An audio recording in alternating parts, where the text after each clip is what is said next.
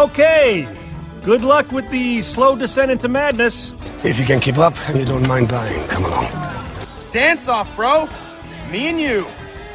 You know what? There's something just extremely uncomfortable about a man your size sniffing a flower. We're gonna need a new plan. I'll give you anything you ask for. As long as it's not something I don't want to give.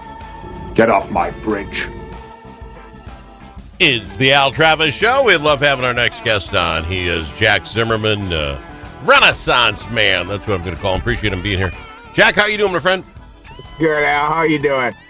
I'm doing well. I personally, and I don't know if I recall always being this way, but I kind of think it is. I'm a big Independence Day guy. That's my favorite holiday of the year. Some people like Christmas. Some people like, Thanksgiving. Mine's 4th of July.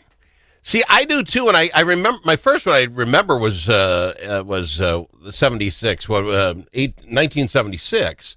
So I would have been 12 years old, and that was the bicentennial. Now you weren't even born yet, and the place went crazy. The fireworks were better than I've ever seen before. Everybody, I mean, we were patriotic to the nines back then, and I remember saying to myself, "I want to live to be 112. I want to be to the tricentennial." I'll be 112 years old. Everyone will be interviewing the old man who remembered both of them. That's my goal in life. You think I treat my body better, but that's my goal. Anyway. Yeah, we all got to have goals in life. I love it. No, I mean, 4th of July is the best holiday. Yeah. Hot dogs, all the stuff food you'd ever want. I grew up on the Channel Lakes, just south of Cleveland, Minnesota. Yep. So it's like growing up on the lake, 4th of July, summertime, everybody's happy, low expectations, it's just awesome. Well, let me ask you this, though. Is your 4th of July, your Independence Day love of, were you always that way? Is it small town, or is it you going in the service? I know after I got a basic training, 4th of July was my gig from then on. I was Americana through and through, right? You've done it. You've been to war for us. You lost limbs for us. Does that cement that even more? I mean, do you think you and I might have an unrealistic look at the 4th, like Joe Average Kid's like, okay, some fireworks, whatever? It's the greatest birthday party for the country you were willing to die for, Al. I mean, it is the best holiday ever for someone that served in the military. I mean, it is what America stands for is really what we're celebrating. I mean, it's the idea of the freedom. It's the idea of us making our own choices and controlling our own destiny. It's the greatest country in the world. There's a reason that everybody looks to us all the time for everything. It's the reason we have the NFL, the NBA, the NHL. It's the greatest place on earth. It's NASCAR. It's all the things that America represents. I mean, you watch that Saturday Night Live skit with Nate Bargatze or whatever his name is. And they say, the guy asks, "What's in a hot dog?" He tells the guy to get out of the boat. Americans don't ask questions like that. It's the greatest place on earth. People are breaking in to get into this country. You don't see a lot of that. I guess we're not busted into France trying to get there. You know what I'm saying? People want in here because of a reason. I completely agree. But let me ask about Cleveland, because that's where you say you grew up. Yeah. My 30 years here in Blue Earth, and a couple of things. First, we're a small town. The parade will be unbelievable. Our Green Giant days are going to last from Friday to Sunday. We do them 1 week after the 4th. Because the big city guys, they got the big fire. We don't want to compete. So next weekend is our Independence Day celebration. And the local bank and the phone company, the cable company, they go out like nobody's business. I will tell you the fireworks in Blue Earth, Minnesota for 25 minutes will be as good as anything you will see anywhere else, because this town gets it. And I think being in a small town makes a difference. Was Cleveland that, or did you all have to drive to Mankato or something to see something? Yeah, usually it's St. Peter where you had to go for the 4th of July for the parade and stuff like that, fireworks and whatnot. But the lakes always had awesome fireworks, Duck and Carry. They always did the 4th of July fireworks on Lake Washington. And it was just like a tradition. You go out there and watch those, and I just remember being with my friends all the time. And, there's a couple 4th of Julys maybe I don't even remember a whole lot about. But I'm pretty sure we had a great time. And, no, it's just one of those things that as an American, it is one of those holidays you have to look forward to. See, and what's nice about it, I think you said it earlier, the expectations. Your birthday or Christmas or whatever, do I get what I really want? This is where you get what you deserve, what you put into it. You need nothing more than a hot dog on a grill, and you can celebrate the 4th of July, right? You can walk down to any parade in any town, sit down, and just watch the world go by, or you can get involved. You can march in your parade, do whatever. And fireworks, go watch them. Where could you not see them? I loved staying up, hearing the fireworks Friday night, and just hearing them popping off in my house. I just loved it. Neighbors were doing it. I just want to put it out there. Maybe it's something that's lost tradition or whatever, but at these parades, just a PSA maybe. When you see the veterans coming through carrying the flags and that, you need to stand up for that and remove your cover. I mean, not be trying to be rude. A lot of people just don't even know. That's the main thing. But as the military's coming through carrying the flags, it is so it's so respectful to stand up and take your cover off as they pass. And there you go. Love that. Perfectly done. Thank you very much for that. Let me ask you this side note before we go. I know you go down to Texas quite a little bit. You know this area that was flooded out. Have you been down there? Do you understand what the terrain was like down there? Can you give us your thoughts on the flooding this week? Yeah, I mean, I've been in that area a lot, Al. I've hunted in that area a ton. It is sickening to think about what happened on the 4th of July down there with the flooding and everything. A perfect storm literally set up over the middle of South Texas, and it dumped 20 inches of rain and washed out everybody over the holiday. And I think this morning they confirmed 82 dead now. So far, still searching for so many people. My heart goes out to the families that lost people. I can't imagine what that was like, the chaos and the everything that unfolded as it happened. And the guys that are risking their lives out there and the gals that are out there risking their lives continuously to try to find these people that are still out there missing. It is an interesting thing. We talked about it a little bit earlier today, right? If there's a hurricane, you get like a week and a half's notice, right? It's a tropic storm and then it's building. You know it's coming. That's one thing. Up here, kind of a tornado thing, you'll get a watch, hey, watch out, or a warning first and a watch, I get it. And you have minutes or whatever, but your hope is, get to a safe spot. I don't know if you're camping in the middle of the outdoors in no place, Texas, what anyone would have done. With the 45 minutes is what they said, 26 foot of water in 45 minutes. Where do you go? What do you do? Not only that, but if you consider that people are probably out enjoying down by the lake, not paying attention to their phones, and it might not even be raining where they were, Al. That's the craziest thing. All this water come down the river, Yeah. And let me ask this personal question for you. And again, you don't want to answer, don't check.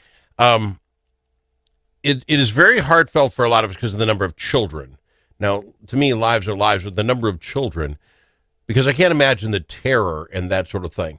But if I put my buddy Jack in that situation, you don't have that ability to run up the hill, to do that. I got to think at some point there's some things that just scarier even for folks in your situation, right? Your electric chair ain't going to get you out of there. Water's building up. Yeah, no, I mean, it's a definite thing of mine, for years. I spent so much time on the water fishing and doing all kinds of things, and I just, water's one thing that just doesn't mix with me anymore. I can't swim without legs. I just can't keep myself upright and stuff. So, I mean, anytime now I'm around the water, I have a life jacket on, purely for the sense of like, I don't want to put somebody else in the situation. My wheelchair malfunctions and I end up in the lake, and next thing you know, I'm floating to the bottom, and now my friends in that kind of situation. But there's nothing you can really plan for in that. I mean, I wouldn't have a life jacket on shore there, hanging around down by the river, so all of a sudden this wall of water comes up. I don't even know, Al. I mean, if you think of like a flash flood, you're like, oh yeah, maybe we should get some stuff pulled back from the creek or tie the canoes up and stuff like that. You're not thinking we need to move 10, 20 feet up a cliff. Yeah. That was my point. And then Ben, back with you, you're on the water all the time. I can only imagine the feeling of that. If I fall out of a boat, I pretty much know how to swim. I'm okay. But that's just a complicated deal for you. So I'm glad you're wearing a life jacket at all times. I swim like a rock, Al. I swim like a rock. Right to the bottom. All right. We got to go to break. We'll be back after this. I want to talk about your podcast. Can we do that after this? Oh, yeah. All right. He's Jack Zimmerman, local legend on the Al Travis Show. Dust from livestock buildings can be harmful to your animals and to you. Coughing animals can lead to costly vet visits and other serious health problems. Now there's an environmentally safe solution for your dust problems. It's called Dust Lock. Dust Lock can control the dust all summer long with just one application. Protect your animals and your health with Dust Lock. Learn more at dustlock.com. Do you have a closet full of old videos, photos, slides, or films? Regain that space and preserve those memories for future generations. Visit archivinglifemedia.com or call 952-829-8018. See how safe and simple it is to digitize all your media. Gain peace of mind knowing that all those important memories will be saved and can be seen and shared again. Do it today. Check out archivinglifemedia.com or give them a call, 952-829-8018.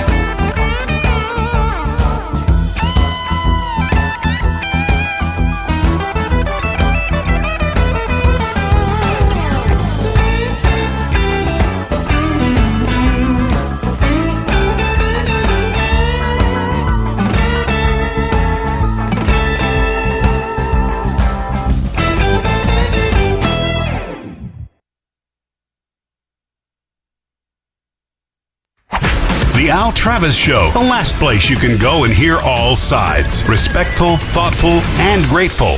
Really grateful to have all of you listening today. I've got him, Jack Zimmerman, on the program. Jack, just a side note before we get to your podcast quick. Last weekend you mentioned we buried my dad a week ago Sunday, and I was having this issue on what do you do, what do you not do? You know, some people it seemed overdid it, and anyway, we were discussing it last week.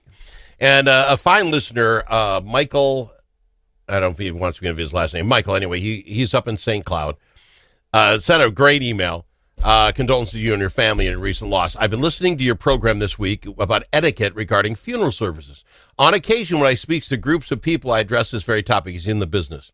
My contention is this: upon learning about the passing of the deceased, and you think you should acknowledge this loss, you have already then made the decision to do something for the grieving parties. You could, of course, attend the funeral. However, other types of communications to the grieving family are just as effective, if not more so. Things such as a phone call, email, personal visits, and personal favorite, mailing a sympathy card a week or so after the funeral. Really, any type of communication to acknowledge the grieving party's loss works. He says he bases it on years of working in the death care industry and his own personal experience when he lost his wife, Gail, over 16 years ago. I so much appreciate getting to know the acknowledgement of her death after her funeral services with friends and acquaintances. His point, I think, being is, you know, we went through all that, got her wrapped up on Sunday a week ago, and now, as I watch my mom, right, now it's that loneliness stuff. Now it's the day 3 when no one's around anymore. Now it's day 4, and I love this idea of phone call and email or something afterwards. Anyway, I appreciate him doing that. He also said there's an open round of golf in St. Cloud if I ever get up there, so I like this guy a lot. But anyway, I just want to throw it out. How do you decide? Now, you've been to, obviously, funerals of people you know closely in the service. How do you know when you're supposed to go? Somebody your wife knows it works, dad. It's just, you want to do something, but feel like I'm just in the way sometimes. Your thoughts? Yeah, I mean, I feel like if you're not super close to the family, if you're not, if you weren't somebody that was really close to the person, you need to go to the wake, but not the funeral. I think the funeral is a very intimate place.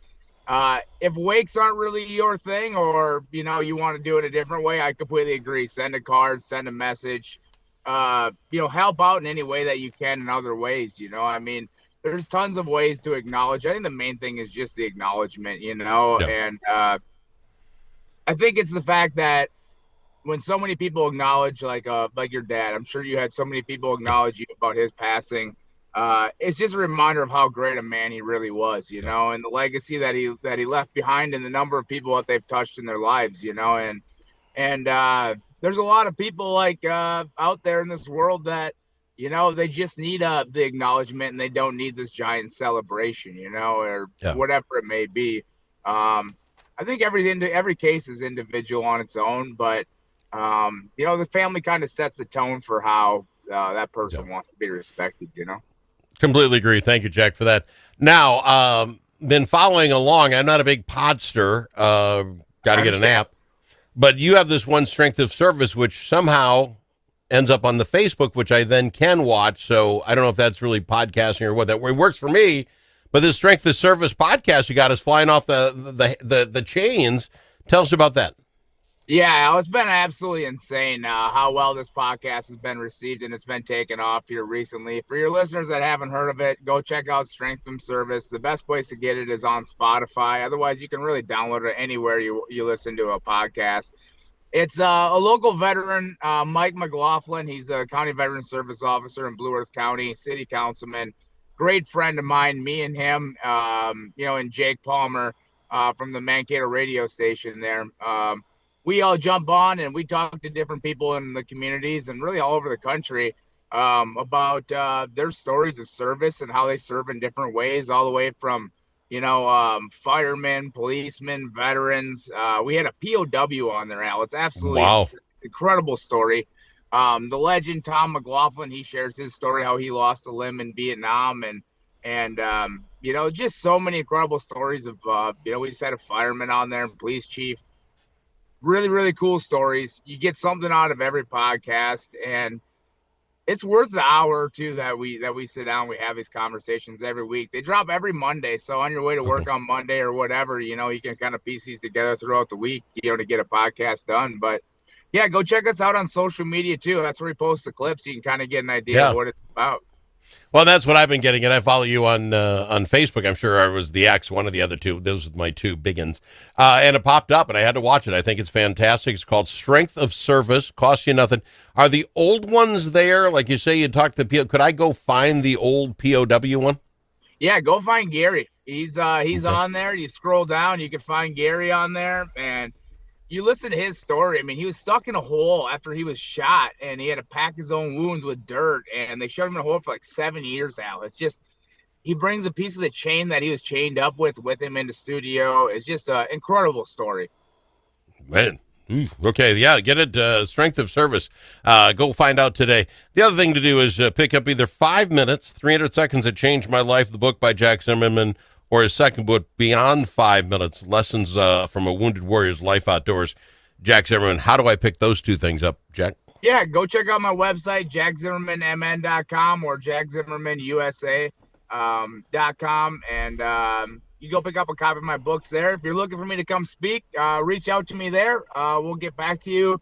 If you email me over the weekend, you'll be getting an email from me today. So I hope everybody had a great 4th of July. I appreciate all the support all your listeners give me every week. It's same thing, somebody reaching out to me from this show. So thank you so much for all your support that you do for me, and yeah, thank you.